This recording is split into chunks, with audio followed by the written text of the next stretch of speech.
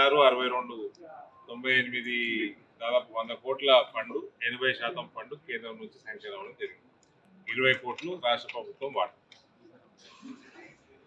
ఇది కాకుండా paddy procurement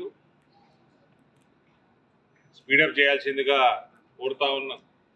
కోరడం జరిగింది. రెండోది ఏదైతే రైతుకి ఇబ్బంది లేకున్నంత వరకు ఏదైతే వాళ్ళకి ఏమన్నా డస్ట్ ఎక్కువ ఉన్నా ఏమున్నా కూడా అప్పటి వరకు ఏమన్నా కోతలు ఉన్నా పర్వాలేదు, కానీ కొన్ని చాలా మటుకు కంప్లైంట్స్ రావడము, దాదాపు బ్యాగుకి 2 కిలోలు 3 కిలోలు 4 కిలోలు కోతలు చేస్తున్నారని, ఇది మాత్రం తక్షణమే ఆపాల్సిందిగా దాని మీద దృష్టి పెట్టాల్సిందిగా కూడా కలెక్టర్ గారు చెప్పడం జరిగింది. ఫసల్ బీమా పథకము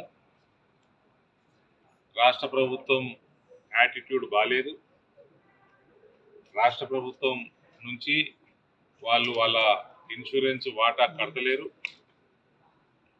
వాళ్ళు కడతాము అని వాగ్దానం చేసి ప్రభుత్వంలోకి వచ్చిండ్రు, ఇవాళ కట్టలేరు, కట్టే పరిస్థితి కూడా లేనట్టు నాకు అర్థమవుతుంది. సో ఈ అకాల వర్షాలకి అతి వర్షాలకి ఇది ప్రతి సంవత్సరం వచ్చేది.